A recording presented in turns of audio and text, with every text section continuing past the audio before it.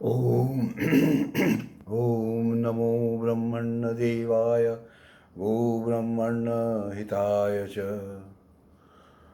जगद्धिताय कृष्णाय गोविंदाय नमो नमः। भक्तगण साधन प्रणाम। आज के चर्चा का विषय है हठ योग के अच्छा अभ्यास रहने पर हठ योग के अच्छा अभ्यास रहने पर हिमालय के उच्च स्थानों पर जैसे कुरु, उत्तर कुरु, कैलाश, मंदला पर्वत, कैलाश पर्वत आदि सभी हिमालयों में स्थित दिव्य तपोभूमि में भी जाया जा सकता है। गोस्वामी जी ने कहा कि मैं एक महात्मा के साथ मेरा पूर्व परिचय था। गोस्वामी जी ने कहा कि एक हठ योगी साधु, परमहंस सन्यासी और मैं कई वर्ष पूर्व कैलाश जाने का संकल्प कर निकले। बहुत दूर जाने के बाद एक विशाल पर्वत के पास पहुँचे। वहाँ एक व्यक्ति ने आकर हमें ऊपर जाने के लिए मना किया और उनकी बातों पर मुझे संदेह हुआ, पर उन्होंने मुझे 3 पाषाणवत मनुष्य दिखाए और एक जगह लिखा हुआ था, अत्र अग्रे न गच्छन्ति।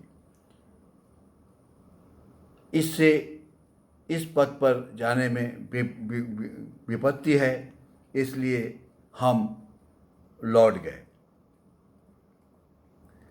इस बार वृंदावन में उस परमहंस सन्यासी ने मुझे सारा वृत्तांत सुनाया। उन्होंने बताया कि वे लोग पहाड़ी रास्तों पर कई दिन चलकर मानसरोवर पहुँचे। कैलाश मानसरोवर होकर ही जाना पड़ता है। कैलाश जाने वाले सब यात्री एक निर्दिष्ट तिथि तक प्रतीक्षारत रहते हैं। उस निर्दिष्ट तिथि को मानसरोवर के मध्य से महादेव का रथ दिखाई पड़ता है। जिन्हें रथ के शिखर का दर्शन मिलता है वे ही कैलाश की ओर चलते हैं, अन्य लोग वहीं रह जाते हैं। कैलाश यात्रियों की यही परीक्षा शुरू हो जाती है। हठ योगी साधु और परमहंस जी ने देखा कि निर्दिष्ट तिथि अभी दूर है, सो उन्होंने मानसरोवर की परिक्रमा आरंभ की। सब लोग हर हर बम बम भोले का जय घोष करते हुए महादेव जी की आरती और पूजा करते थे। इसी समय निर्दिष्ट दिन पर सरोवर का जल चक्रावृत्त में घूमने लगा। सभी लोग महादेव जी की स्तुति करते हुए सरोवर की तरफ देखने लगे। यथा समय चक्राकार जल के मध्य स्वर्ण रथ के शिखर का दर्शन मिला। परमहंस जी उसका दर्शन पाकर कैलाश चले गए। हठ योगी साधु दर्शन नहीं मिलने के कारण वहीं से वापस आ गए।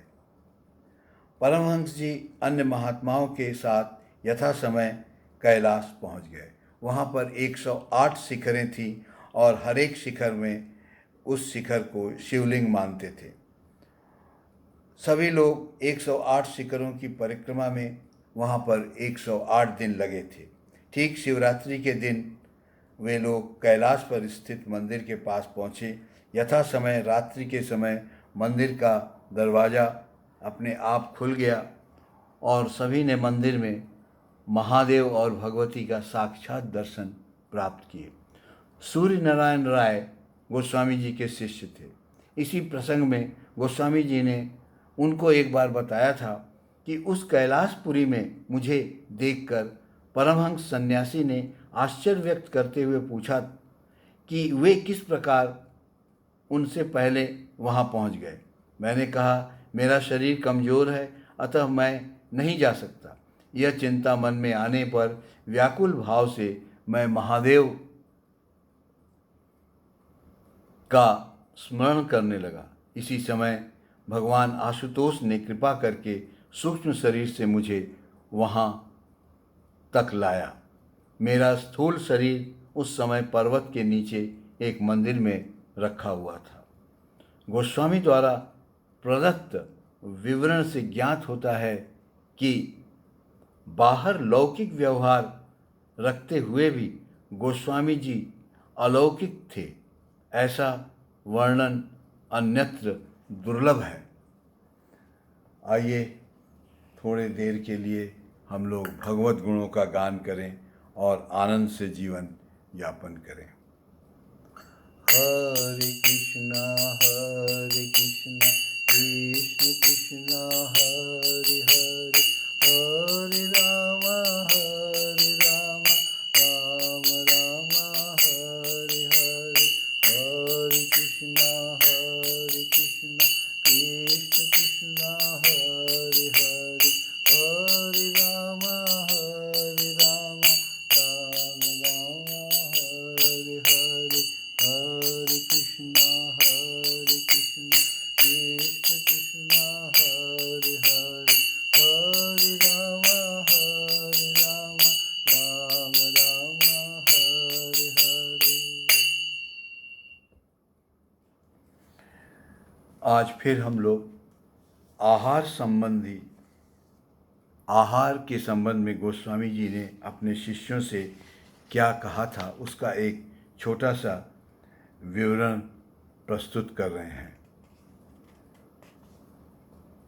भोजन के संबंध में एक शिष्य ने पूछा, इष्ट देवता की कृपा से भोजन की सामग्री शोधित हो जाने पर भी तो दोबारा दूषित हो सकती है, इसलिए मैं प्रत्येक ग्रास का नैवेद्य लगाता जाता हूँ। उच्छिष्ट वस्तु का बारंबार नैवेद्य लगने से इष्ट देवता का कुछ अनिष्ट तो नहीं होता। गोस्वामी जी ने कहा, नहीं, कुछ नहीं होता, ऐसा ही करना चाहिए। इसीलिए तो भोजन करते समय बहुत से ब्राह्मण बातचीत नहीं करते, मौन रहते हैं। देश में बहुत से ब्राह्मणों के बीच इस समय भी यह नियम प्रचलित है। अपने ऋषियों ने इन बातों को खूब आवश्यक समझ लिया था, इसी से हमारे भले के लिए इनको शास्त्र आदि में लिख गए थे। बहुत तपस्या करके जिन भ्रम रहित विषयों का उन्होंने आविष्कार किया था, उसके तत्व को बिना समझे बूझे एकदम कुसंस्कार कहकर उड़ा देना ठीक नहीं है।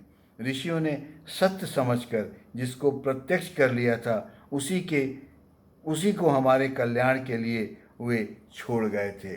झूठी बातों पर कभी विश्वास मत कीजिए।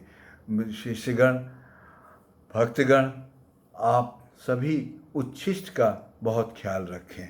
जय श्री राम।